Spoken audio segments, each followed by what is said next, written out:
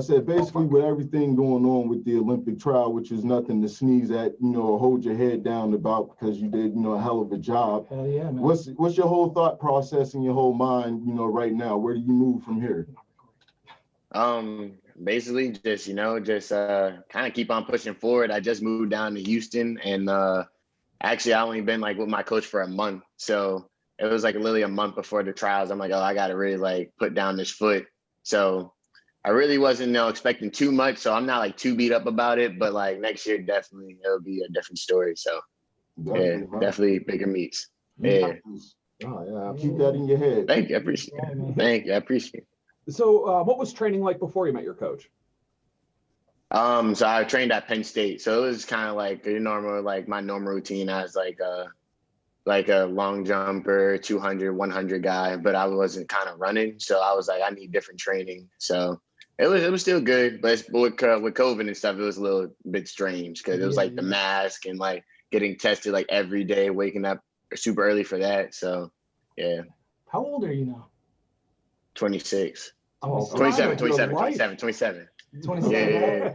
You still got fresh legs. Yeah, man. Still young. Yeah. Because I literally started I only started running track in high school, so I wasn't okay. So a lot of people had a little gap on me. So yeah. Did you originally get into track, or what was you into first? Definitely basketball. I was definitely into basketball. Nice. So I was like dunking in like when I was a freshman. So so like I definitely love basketball. Yeah. Like 8-foot rims, best I can do. But I can grab a rim. That's it. Oh, nice. But for everybody listening here, because we are based in Erie, Pennsylvania, but we have listeners all over the country, all over the world who don't even know where Erie, Pennsylvania is. So we have Malik Moffett. He is a long jumper, went to Penn State, is from our great city, the gem city of Erie, Pennsylvania. He recently was in Eugene, Oregon, trying out for the Olympic team.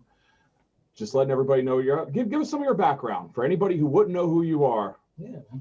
Let's hear what basically, I'm just Malik Moffett. I'm from Erie, PA, born and raised, and went to prep and transferred to Barron. I broke a lot of the records there, and I was like, all right, it's time for me to kind of move on. And I got a call from the head coach at main campus, and he brought me in and then realized I was a sprinter. And then, because actually I got recruited for the high jump.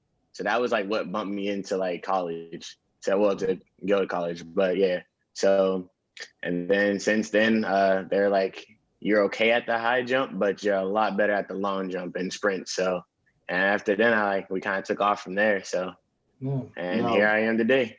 Now, before you go out there and compete, like, what's your routine? What gets you in the zone? What you like to do? What's your ritual before you go out there and you do what you got to do, and that's handle business? Okay, so basically, like, sometimes I have headphones in, but most of the time I listen to like R&B to like kind of calm it down. It's more like a calm, and then like get into like more hype stuff as like the warm-ups coming on and stuff like that. And then like if it's like a meet like this and I'm like, okay, this is kind of like a lot, then I'll even like put on a podcast like as I'm warming up. So people will be like, oh, that kid's looking mean right now, but I'm listening to God knows what right now. I'm literally just like listening to a podcast. So it's basically a slow speed up to get the rocket going to take off. Yep, pretty much. Yeah, okay. Definitely. Hey, that's a good way of looking at it. Yeah. All right. Appreciate that. That's good. So if I were like looking at me, I'm never going to run. I'm never jumping far. Let's all be honest. But you never know. No, we know. Yeah. But if I'm waddling my fat ass into Planet Fitness, and I like that because when I do lift, which obviously it's been a little bit, that's how I go. I'll listen to that slow stuff, and then it's time to like run or something like that, and that's when I crank it up. Give us some songs to the playlist here, man. Whew, man, some songs in a playlist. I gotta pull out the phone for this one. Yeah. I'm a Chris Brown fan, so anything Chris Brown, I'm definitely listening to Chris Brown. All right. Trey songs, something like that. And then more of hype stuff. So my favorite artist right now for rap is Key Glock. He's a Memphis rapper, so definitely a little bit of him. And you know, I got to throw you guys in the mix now for my podcast. I'm gonna talk about podcasts, so throw you guys in there. Yeah, I listen to a lot of. Yeah, of course. I definitely listen to a lot of this. Anything in Erie, I'm all for it. I'm definitely all for it. Just want to put that out there too. And but be on the lookout for the Very Blunt Sports podcast coming in August too. Okay, all right, I like that. All right, okay, I see. And we're getting him in the studio today, and look, he just comes out like guns a-blazing. I was just looking over at Ryan here, and I'm like, I'm pretty sure his show's going to be pretty good. He needs to have a hold of it. I'm just, you know, just going about it. It's just it's a nice rhythm. It's a nice, you know, startup, like we just said, you know, with Malik. So yeah, thank y'all. Appreciate it. Hey, man, happy to have you, and we're happy to have you too, man. Definitely. So do you? Yeah, you ever find yourself back in Erie at all? Oh yeah, all the time, all the time. Nice. So when's the next? You know, time I got to go get my.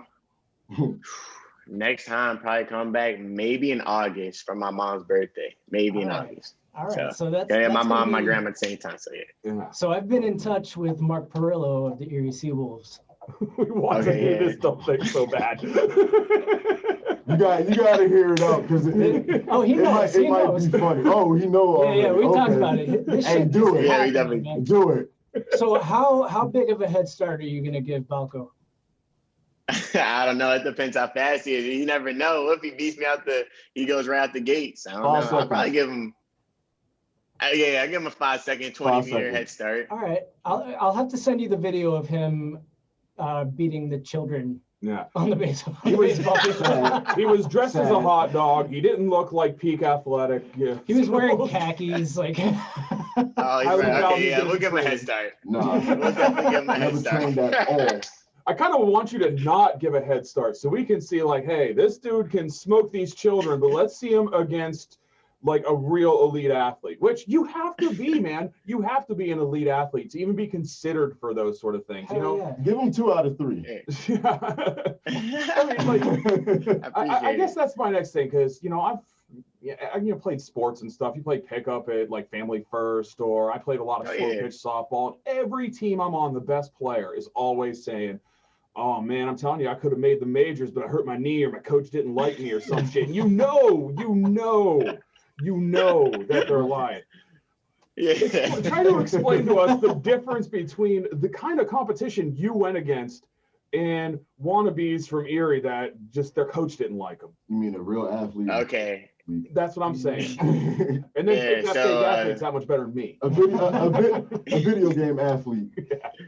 Yeah, so the dudes that I'm going against, they are signed by Nike on like hundreds and hundreds of dollar contracts. Like all they do is go to the track and then they come home and play video games. And like so it's more like they got training, they got the facilities, they can go to Nike whenever they want, they can travel, go to all these different like big programs. They can be in like they have what's called the Olympic Training Center. So like if you're like one of those really, really top athletes, you'll go there and like they'll pay for your meals, like all that stuff. Basically you're basically in college again, but you're just training all the time. So, and they have like the best coaches compared to like me. I go to work every day. I like work at a little high school and like there is no trainers. Like if I get hurt, I'm like, I got to go to the hospital. It's just like, I don't get the daily massages anymore. Like, yeah, they have a lot of more advantages. Not saying it still can't be done because, you know, people have come from mine and been up there. So, man. But yeah, it's just a little different. Time to prepare. Yeah.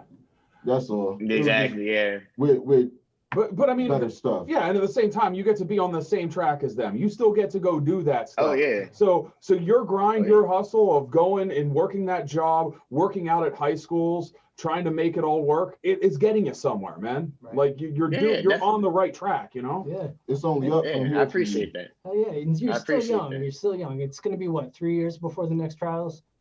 Yep. And they got Worlds next year, and the's like so many other big meets. So yeah. So I'll be probably hopefully. Yeah, be back here again in Oregon. You'll definitely be better.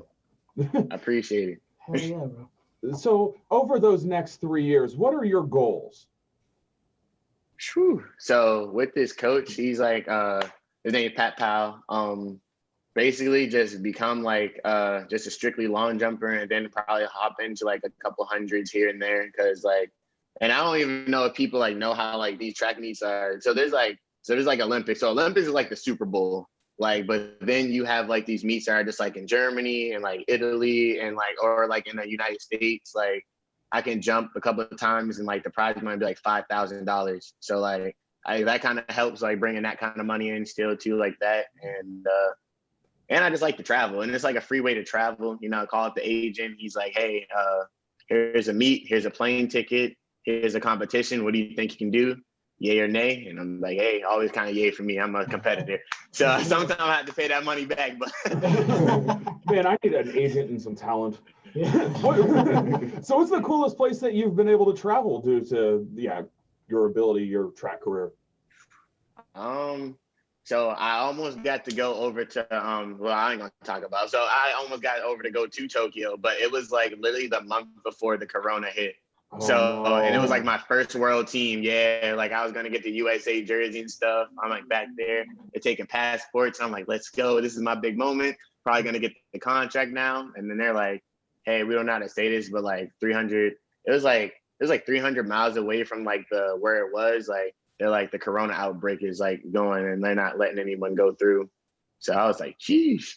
And then we didn't know it was gonna turn into this. But I guess the coolest place I've probably been probably has been Oregon, because it's like their town is just based for track. So like everyone just like, it's like track is like their Kentucky basketball in like a sense. Like that's how big it is down there. So like when I went down there for college, like I was signing autographs. I wasn't even that good at the time. And I was like, huh? I was like, oh, okay. Like, hey. So yeah, definitely there. And especially with the new stadium that they put like $200 million into, it's unbelievable the stuff that they have at that stadium. Like it's crazy. That's awesome. So you'll just be basically next 3 years prepping yourself and basically building yourself back up. So when the next, thing come around, you'll be better prepared. So that's basically what I got from it. And you got this. You can do this. Hell yeah. Oh, definitely. I appreciate that. Yeah. Speak it into existence, man. You got this. Oh yeah, trust me. I definitely do every day. Awesome. I believe you on that. So is there like a certain distance that's like your benchmark that you want to go to? Is there like a goal, like performance wise, that you're looking to beat? And what is it, and how do you plan to do it? So my benchmark is like, so it's basically like there's money set. So like you have to keep on jumping a certain amount, like at the same like distance. So, but that benchmark, if I jump like a 27, like mid, which would be like a 27, like 5 or something like that, that's where money starts coming in and contracts. So that's like literally my benchmark. And my longest right now is 26, like 8. So I'm not too far off. Yeah. So like, it's literally just like staying in shape, just trusting in this coach and like knowing that he'll get me in the best shape and the best position to do that. So yeah. Trust the process. Yeah. That's right. Yeah, pretty much. That's what it is. Be Embiid for a little bit. I couldn't even imagine jumping that far. Like, unbelievable. I'm not gonna lie, like people don't notice, but like when you jump that far, like because like the air comes out of you, because like you're jumping and then you're like in the sand, like because sand isn't like, if you jump in the sand, it's like it kind of hurts. It's not solid if it's together. Oh man. That clumpy beach 7 sand. Yeah, exactly. Rocks and shit. It's like, this is nothing. I have jumped in the waves on beach 7 with all the diapers, fish scales, off the breaker, the wood, driftwood. Beautiful sunset though. Yeah. A beautiful sunset. Yeah, definitely a good view. Not a good, I could probably get like 13, maybe. 13. I think you get far. You can definitely get farther than that. You can definitely. You'll be surprised, because it's not a broad jump. It's like you're running as fast as you can, just like jumping in there.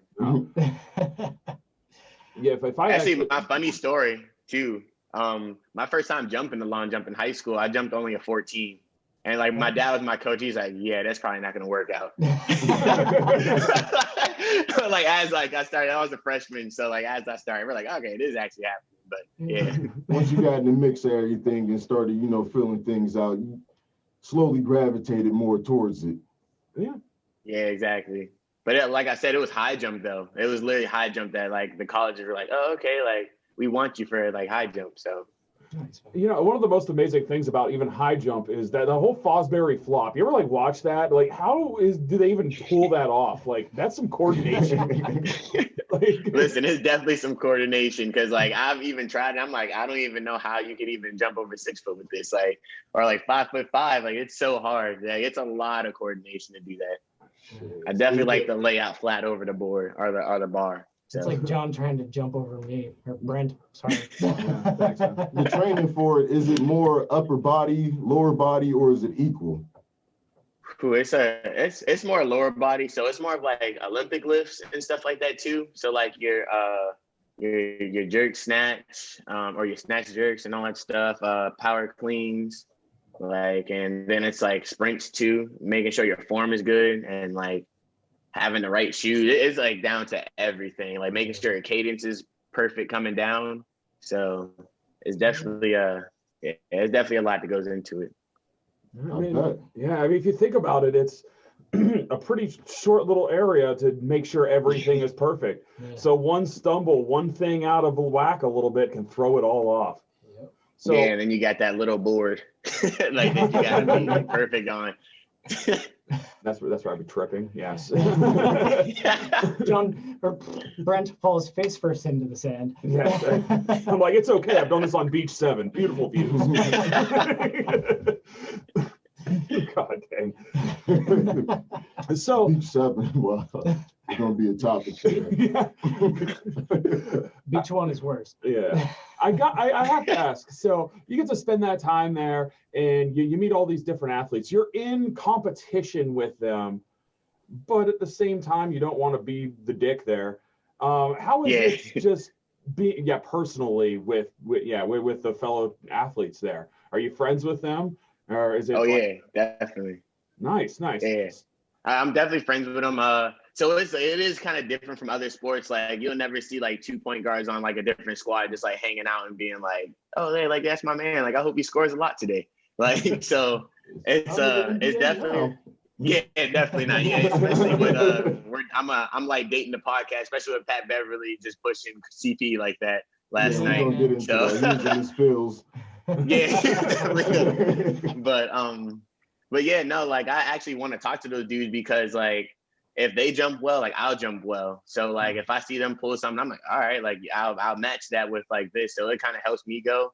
And like I don't really perform too well under like trying to be angry because like track's not an angry sport. It's just like it's basically just you versus that sand. So like if someone else pulls something off, like you can't be mad at them. They probably did something you didn't do. So it's just like you against it. You literally against that distance.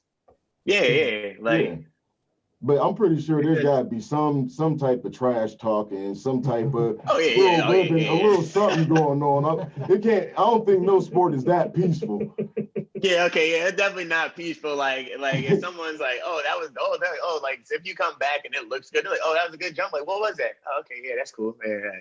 Like, so it's just more like that competitive edge and that spirit still got to be in the sport. Have you ever seen? Oh yeah, it definitely is. Like, have you ever seen 2 long jumpers go at it head to head? Like throw down. See, like more if it was like I've seen like someone like get mad like if they're in the runway and like they like cut in. So there is kind of like, all right, it's not too peaceful all the time, but like it's like if like you're on the runway and like someone crosses, like, yo, what are you doing? Like, or like like if you hit a big one, you want everybody to know because it gets everybody in their feelings. So if I hit a big one, get a sand clap, like, and I'm like, let's go, and like I talk mess a whole way down, like roll past them. So everybody's like, oh, what'd you jump? Not even talk to me when you're like, yeah. And then like make sure it just comes up on the board. So it's like it's kind of like a psychological thing as well too. Yeah. So I appreciate that. Now, another thing, because track and field, there's all sorts of things. You have people throwing javelins and hammers and sprinters and relay and all sorts of shit. I know like in baseball, people like the pitchers always kind of stay to themselves and everybody else is sort of like in a clique, or like if you played football or anything, oh, well, that's the punter, whatever. Oh, okay. Yeah. Do you get those vibes? Is there any weird rivalries or any like people in the track and field world where you're just like, oh, don't mess with the javelin throwers. They're off. I don't like them. Oh no, like okay, so it's like with track and field, like you want to be with like obviously you have like your group, you're a sprinter, you're a jumper, you're like, oh, I'm hanging with them, but the best people to be around on the track team are the throwers and the distance kids, because the distance kids are kind of weird, but you hear so many stories from them. And like throwers love to eat, and they'll always put you on to the best food, and like they're protectors. So like if you go out, they'll definitely. The long runners were the kids in high school that were jumping over the railings and shit and making cat noises. Yeah, the steeplechase. That's like a punishment, and that's literally like a punishment in some schools. They're like, you're running the steeplechase, and like, geez, not the steeple. I mean, I even think of like the kids who ran cross country in high school, and I'm just like, when I play football and I mess up, they make me do your sport as a punishment. Like, why would you do that?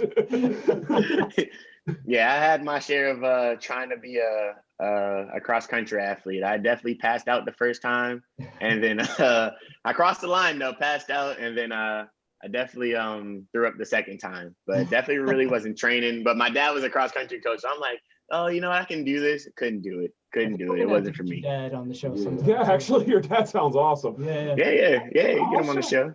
I'll show real respect for that. If you're pushing yourself at that age so hard that you are passing out and puking, it's something you're not necessarily good at because you're crossing that damn finish line. Respect on that, man. That takes something.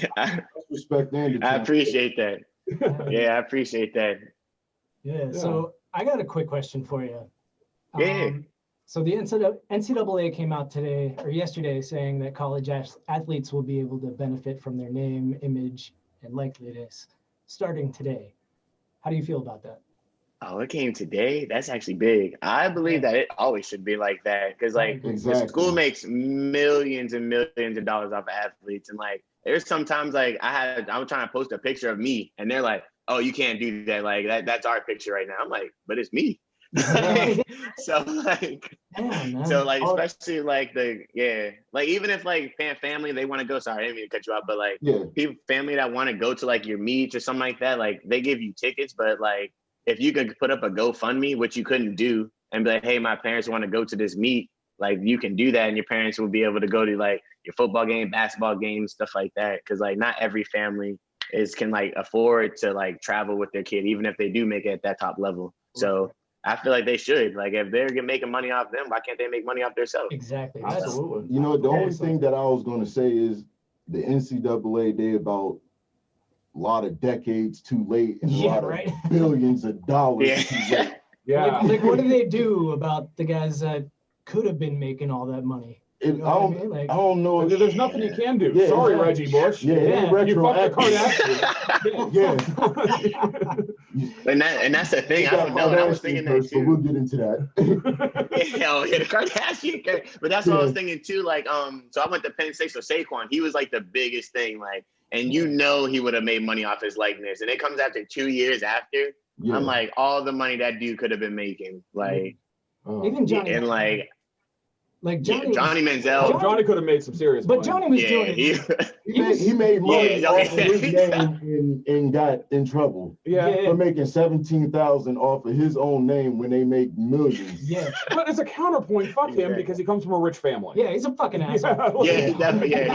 I don't know Johnny. Actually, you don't have to know him personally. He's an asshole. Exactly. Yeah, he's kind of bad. He's definitely bad. He come from money. I had a prep classmate that had him. We like to flame Johnny on here. Yeah, sorry. Oh yeah, no, that's fine. Yeah, no, he's. I mean, I thought he was gonna take the Browns somewhere, but I was like, oh man, what was I thinking? He took him around that time. He took him to the crack den. Exactly. In Vegas, wore a wig, went as Billy. Good in college. Yeah. Yeah, not in college. Yeah. So, what pro sports do you watch then? A lot of basketball. I'm a Lakers fan. Do or die. Like, so I was a Kobe fan. Killed my heart when Kobe, but R.I.P. Kobe. And right here. yeah, but definitely a Lakers fan. All right. Well, have you ever considered being a Spurs fan? I'm sorry, I'm a big Spurs Oh, fan. man. It's too. I couldn't be a Spurs fan. That's too You're many the first battles and Spurs fan stuff. I ever met. I spent the first 5 years of my too, life actually. in San Antonio. For real, you're the first Spurs Okay. fan I met in Erie. Yeah, I'm a Cavs fan, but I would rather cheer for a team that doesn't exist anymore. So I'm a Seattle SuperSonics fan now. Yeah. Okay. I'm a Okay. Detroit All right. Pistons fan, but I was going with the Nets this year. Oh, I hate The Nets. I was going with the them injuries. this year. I'm telling you, get back on that Pistons train though, Yeah. because they're gonna get Cade Cunningham. They're gonna be going places. Yep. I just I forgot about that. Yeah, Detroit, they always do something stupid at the last minute. But every 20 years they cobble together a championship. It's okay. They're almost due. Every 20 years, I mean. They got one, like 16 years ago? You just got to ride this out for a little bit. In 2004, but what was he, the third overall pick? Where is he now? Darko? Yeah. Oh, yeah. I don't know. Dang, that's good. Yeah, that's crazy. I didn't even think about that. They picked Darko over Carmelo Anthony. Yeah, that was a mistake. And that was a fucking Bosh and Wade. Yeah. Even TJ Ford would have been better. Yeah. We all knew where LeBron was going. Yeah. And you even have Cavs fan bitching about that, saying, "Oh, we didn't think that was going to work out." I'm like, who didn't think that was going to work out? Like, Y'all got about like 20 number one picks after that straight. Yeah. So that's going to bring us to our first giveaway.